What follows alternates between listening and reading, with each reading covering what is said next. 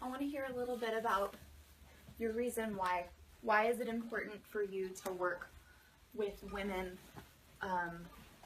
and talk about body image issues?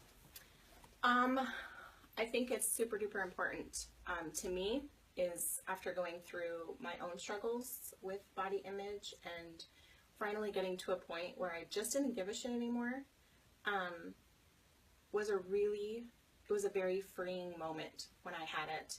And I really want other women to experience that as well. What did that feel like? You said it was really freeing. Like It was like that moment. I always talk about the moment that I decided to wear a dress that was spaghetti strapped, because that was a huge deal for me. Because with my scar, I always wore a sweater. Mm-hmm. I never wore anything where you could see my shoulders. I never wore anything that was low cut. I never wore anything that would show off my burn. And so there was a day that I just decided that I didn't give a shit anymore. And I bought this dress, and I had worn it before, but I wore it with a sweater. And then one day I decided it was really warm out, and I was going to wear this cute little baby doll dress without a sweater. And I walked out into the living room, and we were going somewhere, and my husband just kind of was like, "Are you okay? You're not wearing a sweater. Like, what is going on here?" And I was like, "No, I'm fine." He's like, "Okay then." And so we went out to the mall or wherever, and I walked around, and I didn't experience all of the traumatic things you think are going to happen. Didn't happen. Nobody stared at me. Nobody gawked at me. Nobody pointed and laughed at me. It wasn't like that at all. And it was just a very like, okay, I could do this again. Like, it wasn't as scary as I thought it was going to be. Was it liberating? It was, very much. Mm-hmm. And so after I had that moment, I started becoming more and more comfortable in my own skin. And, I've done 3 boudoir shoots, not self-portraits either. Like, I've gone to other photographers and had them do my pictures, because I think it's really important that I want to know what it feels like to be on the other side of the lens, because I'm the one usually taking the pictures. Mm-hmm. And I wanted to be able to be relatable. And it sounds like it's about more than just feeling like you can show off your scar and be comfortable when it's hot outside. It's like you're bringing out a part of your personality that's inside yourself. Very much. And by covering up that part of your body that you're uncomfortable with, you're actually covering up a part of your spirit. Oh, for sure. Mm-hmm. Yeah. So, and I don't know if you know this or not, but Christina has hennaed my burn before. Yeah. So that was really scary. Uh-huh. It was like completely, I don't know, but it was also very liberating to just have the fear. Yeah. and do what you needed to do to get over it. Yeah. And so now I think because I've done it, I'd be like, I'll do it again. Yeah. Because now it's like I don't have anything to be scared of. Right. And so I think that boudoir and any photography in general can be very liberating, because there's usually a fear associated with it of not looking the way that you want to look in your own mind. Like we were talking about earlier, it's about being able to tell your story, mm-hmm. and not just tell your story to other people, to be able to really see your story yourself. Mm-hmm. It's like you don't look at our story or the features of our personality like from the outsider's perspective. Mm-hmm. And I think that you have the knack of using photography to be able to help people gain access to that part mm-hmm. of their story, to be able to see that. Mm-hmm. Yeah, it's been really amazing. So, for those of you that don't know, Bree here is a wonderful massage therapist, and she also shares a very similar mission as I do, as to helping women become in 100% acceptance of their body. So, tell us about that. What is that like for you? Well, so I got into doing massage partially because of I felt this draw to work with women. I I felt like women are by nature designed to run in a tribe together, to help raise each other's babies and hold each other up and comfort each other, you know, when we're going through our ups and downs and mood swings and the cycles of life even. And I felt like that's something that our society hadn't really doesn't really have in place at the moment, even though it's part of our design. And I felt drawn to try to create that again. I wanted to find something to be able to connect with other women and also to give them a chance to connect back to themselves. I think that we all have our traumas, whether they're physical or they're emotional. And for us as women, we're constantly giving to everyone else. We feel guilty when we spend time on ourselves. And so many of us have this like internal record of the way that we view ourselves. And so often it's punishing and negative. So for me, a lot like how you use the visual aid of photography to help women tell their story, for me, massage was something that I could use to help women to be able to connect back to themselves. Because we spend so much time trying to disconnect from the pain of being in our skin. So every session that I do with someone, we start by sitting down and talking about, how do you feel today? What's going on? And it's harder to draw out of some people than others. But where are you at today? What are you experiencing? And how do you want to feel? And giving women a chance to ask themselves the questions they need to ask to be able to tie back into their skin and be able to fully feel who it is that they are, which can be scary. It can be a scary process, but also just like what you were talking about with exposing your burn, it was a little intimidating at first, but once you do it, you start to feel whole again. You start to feel liberated. And the pain, no matter what that pain might be, starts to calm down when you have contact from another human being, compassionate contact, and a chance to see yourself in a different light. So, I mean, that's the driving force for me, is that I feel like women are meant to hold each other up, not tear each other down. And I think that we have so much to offer each other, to be able to empower each other and uplift each other. Totally agree. I think that it does boil down to, like we were talking about, stories. How often do we have a chance to fully tell our story and actually see our story for what it is? You know, the average chick doesn't spend a ton of time diving into her reasons why. So that's something that if anybody's paying attention to this, I want you to ask yourself, what is my reason why? What's my driving force? You know, what's my reason for getting up in the morning? And 9 out of 10 women is going to say, oh, my kids, my family. Okay, yeah, your family, your kids are super important. Super important. But what about to the core of who you are? What is your individual driving force, your reason why? What is the thing about you that makes you amazing? It has nothing to do with your cellulite-covered thighs or your wings or your wrinkles or for me, the thing that makes me uncomfortable is my pear-shaped body. Those aren't my reasons why. Right. Yeah, it has to be more than that. Yeah, and we need to stop feeling guilty about taking time for ourselves. We need to stop feeling guilty about spending money on ourselves, taking time away from our children, and leaving the kids with our spouse or whatever. They're not babysitting, they're being a dad. You know, I was thinking about, we were talking earlier about finding pictures of your grandmother, and how, you know, after she's gone, like, that's what you have left to remind you of the stories and the memories that you hold within yourself. But having these pictures, it's something that gives you access to those memories. Yeah.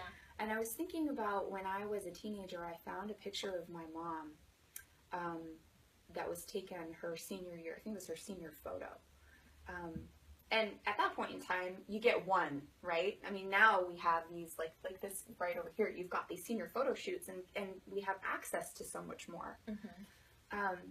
But I remember finding that picture and just seeing my mom in a totally different light.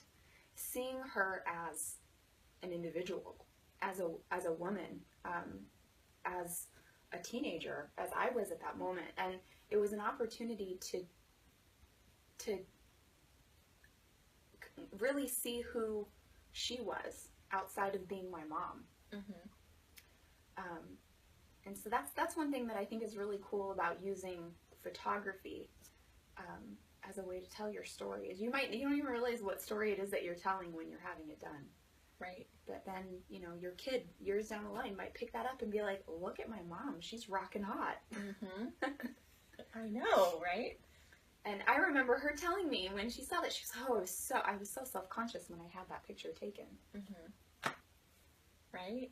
She was a bombshell. Yeah. Still is. Yeah. Because our kids love us regardless, and our spouses love us regardless. It's who we are as a person that they love, and right. Our shell is just our shell. So when you start to think about it that way, it's kind of like, well, that's something that you might feel like you're doing it for yourself in the moment. And obviously you don't, depending on what you do for your boudoir shoot, your kids aren't necessarily going to see all of that. Mm-hmm. But maybe they will, 50 years from now, your kid picks up a picture, that makes you look like this, the essence of who you really are. Mm-hmm. And there's pride with that. It's Mm-hmm. not just about doing it for you. Right. I mean, you may do it for you in that moment, but it's something that will last. Forever and ever. Mm-hmm. Yep. So we've talked about doing some kind of putting together some sort of a sisterhood. I don't know what to call it. Group. I know. Yeah. We're in this stage of trying to birth this big idea, so that we can create a movement. I feel like that's more what we're doing. Is we're trying to create a movement and get women on board with us to help empower other women. Yes. Empower yourself. Please, please, please, can we do it? Please, please, please. I'm begging. Please, can we do this? So it's not just about photography. It's not just about massage. Those are two tools that we've found that are powerful for helping women to tie back into the core of who they really are. But that's not the point. That's not what it's about. It's not about massage or photography. Right. It's about creating change within. It's woman power. Absolutely. It's a feminist movement. Rock on. Let's do it. Yeah. I know we have really toyed with the presentation of what this looks like and deciding if it's something we want to do as like a workshop thing. Do we want to have a monthly meetup? Do we want to do a weekend getaway? Like, what is it that we want to do? And we're still trying to iron out the core, the details of what that looks like. But we know that we want to do something big. I want to hear from you. What do you want? What do you need? If you start thinking about that why and start getting excited about this is who I am, but I just need the means to be able to bring that out to the surface and celebrate it with other women and create my tribe of sisters. What gets you excited? What sounds like fun? How do you want to celebrate that? I want to go dancing. What kind of party do you want to have? And how can you bring that into your life on a regular basis? It's not just about a singular event. Right. It has to be a conscious, everyday movement. It has to be you wake up. It's intentional. Because that's the only way that I was able to overcome my own insecurities was when the thoughts creeped up, I had to get rid of them immediately. It was intentional. Because I just couldn't, by myself, I just couldn't. Yeah. If I just kept listening to that broken record that told me that I was not good enough and all of the negative things that anybody had ever said to me, broken record playing in my head all the time. And I had to learn how to shut it down. And I really want to be able to help other women find that tool on how to shut it down, and how to not allow it to even be a part of your daily anymore. Yeah. It's rare. It's a rare occasion if, so much if of it is creeps about, back up. About knowing how to notice it. Exactly. Because it just, I mean, just without even thinking about it, you have these thoughts about yourself all the time.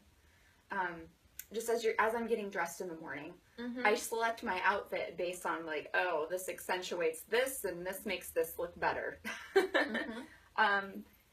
It's about being able to pinpoint those moments so that then you can start to turn them around. Yeah. There's a lot of power behind the mental process, behind the mantras that go through your mind. But I really believe that the power behind that mantra, like you can choose where you want to put that power. It's just as powerful to drive what you want as it is to tear you down. It's all a matter of what you choose to do with it. Yeah. And taking notice of it is the very first step. It's starting to pay attention to when those thoughts come up for you. And even women who say they don't have body image issues, like we all have something.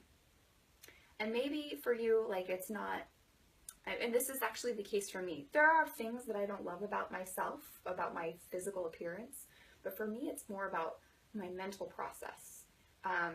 Feeling like I've like convinced myself that every single move that I make, everything that I say, people are going to judge me for. And feeling like I'm not free to speak my mind and really fully show my spirit because I'm nervous that people are going to think that I'm weird or out there or whatever. And I have come to realize over these past couple of years that I've stifled my spirit. I've stifled who I really am, and I'm not living true to myself by holding that back. Right. And it's not easy to let out the magnitude, the force of your true personality. It's scary as hell. But in the long run, I feel like, wow, I spent close to 30 years not being true to who I was and being miserable because of it. And I don't want to do that anymore. Good for you. Yeah. Well, 30 years might be a stretch. I feel like we all have this phase when we're little girls where we're completely fine. Like for me, I grew up in a neighborhood full of boys, and my very favorite thing to do was to run around in my underpants in the sprinkler in the summertime. But then for some reason, there was some moment where somebody told me that wasn't okay. And okay, yeah, public nudity, not necessarily a good idea as a grown woman.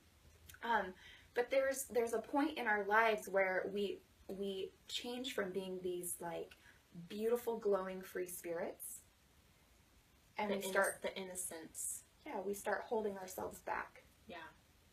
Somebody said something that made you change something about yourself because it wasn't. You started to see yourself in a different light. Yeah. Right. Instead of being a little girl who just enjoyed the sprinkler, now you've become potential, woman who could be attracting boys in a different way, right? Or something like that. Yeah. So, okay. So we're gonna shut off the broadcast. And if anybody left comments or anything, I will answer those in the comments later. So thanks for joining us. We were just talking, and I was like, we should do a live broadcast of this because we just were on a roll and really talking about. We're getting ourselves so excited. Yes. And amped up talking about this. Yes. But I want to hear if you could put in the comments, what's your why? Why do you get up in the morning? What's your vision for yourself? Who are you? And also, how do you want to celebrate that? How can we help you celebrate that? Yeah. I want to go dancing. Club night? Yes. Without boys. Girls only. Club night. I want to do it. But no boys look allowed in the club either. Like, that could be tricky. I know. But that's what I want to do. Wouldn't it be nice to just go out and not have to worry about boys and being hit on or having somebody put something in your drink or something like that? Like, that's really what I want. I'm a married woman and I don't go dancing farly enough because it's just too much hassle dealing with it. I just don't want to deal with it. So I just don't. But I want to. Sounds like dancing is part of your story, Elaine. I really want need to let out dancing. Oh, we'll just do it right here. Yeah. I'm going to start doing the Running Man over here. All right, next time, dance party.